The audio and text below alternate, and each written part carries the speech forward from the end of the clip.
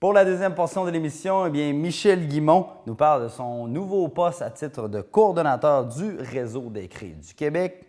Le président de la Société du patrimoine et d'histoire de la Côte-de-Beaupré et de l'île d'Orléans, Jacques Blais, nous fait découvrir la nouvelle exposition au Musée de Sainte-Anne.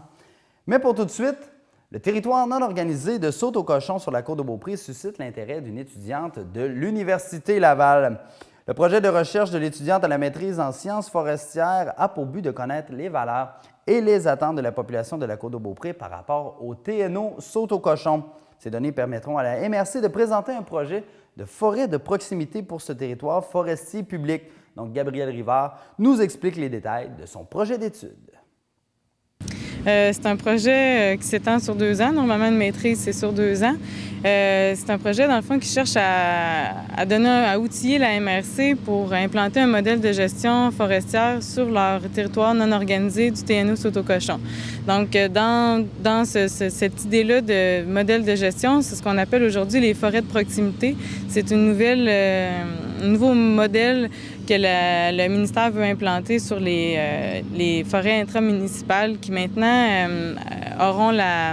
seront sous la gestion des MRC, ce qui est le cas du TNO Saut-au-Cochon. Donc, on cherche à connaître les valeurs et les attentes de la population de la MRC pour qu'après ça, la municipalité puisse vraiment implanter une gestion qui est à l'image de sa communauté. Alors, qu'est-ce qui vous a poussé ou plutôt amené à vous intéresser à ce territoire non organisé? Moi, je suis sous la direction de Louis Bélanger, puis un parcours de direction de Hugues Sans Regret, qui est le directeur de la forêt Montmorency, la forêt de recherche, d'enseignement et de recherche de l'Université Laval. Puis c'est deux personnalités qui sont beaucoup impliquées dans leur communauté, plus particulièrement Louis Bélanger sur la Côte-de-Beaupré.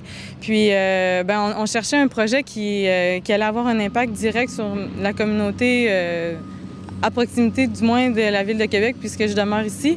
Donc, on a regardé un peu ce qui se faisait autour. Puis, avec Louis puis Hugues, qui sont beaucoup actifs sur la Côte-de-Beaupré, bien, on a trouvé ce projet-là. En fait, on a créé un projet qui serait intéressant pour implanter sur la Côte-de-Beaupré.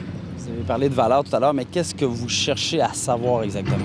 Oui, c'est vraiment de se faire une tête sur ce que la population a besoin. Est-ce qu'ils cherchent à apporter un plus économique sur la côte? Est-ce que c'est davantage des activités récréo-touristiques qu'ils cherchent à avoir? Donc, on va avec les 3 branches du développement durable. Est-ce que c'est davantage un apport des retombées sociales, des retombées économiques ou des retombées environnementales? Donc, est-ce qu'on cherche à conserver le lieu, faire de la conservation ou développer un peu plus touristique ou développer économiquement pour qu'il y ait des retombées dans la région?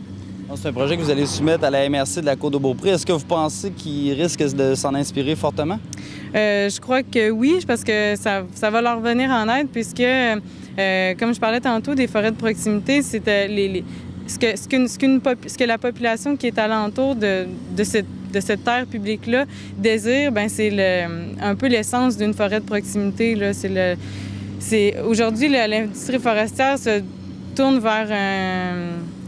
davantage vers la consultation publique, puis prendre le pouls un peu de la population. Donc, ça va être très utile pour la MRC, je pense bien. Et de quelle façon va s'articuler votre recherche? Je pense que ça va être sous la forme d'un sondage, surtout. Oui, en fait, j'ai 3 méthodes. Moi, je travaille en foresterie, mais je ne suis pas dans la foresterie fondamentale. Je suis davantage vers la foresterie sociale, qu'on peut dire.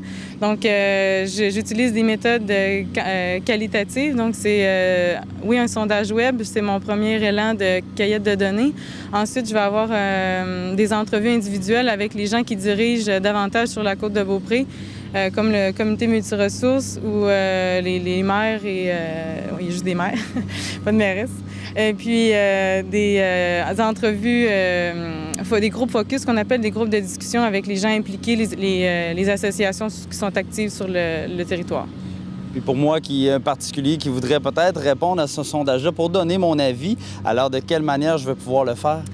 Donc, d'ici, pas la semaine prochaine, l'autre prochaine, la semaine du 17 juin, il va y avoir une annonce, un flyer qui va être distribué par le biais des Publisac. Donc, tous les citoyens vont en avoir un à la maison.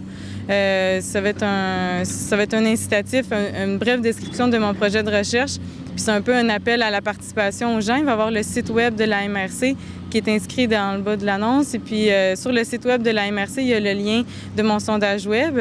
Et puis par le biais aussi des sites Internet des municipalités, le site web va être affiché. Donc c'est vraiment très simple. Les gens ont juste à cliquer sur le lien web. Puis ça prend environ 8 minutes à remplir. J'ai fait mon pré-test et puis c'est pas très long. Ouais. Donc la participation du public est de mise si vous voulez étoffer votre recherche? Oui, exactement. Moi, ça va me servir à mon projet, mais c'est pas... oui, je veux réussir mon projet, bien sûr, mais c'est aussi pour les retombées que ça va avoir sur la communauté de la Côte-de-Beaupré. Si les gens participent, ça va être une forêt qui va être à leur image. Puis c'est ça l'avenir de la gestion des forêts de proximité là, dans les communautés régionales. Ouais. Merci beaucoup. Un gros merci.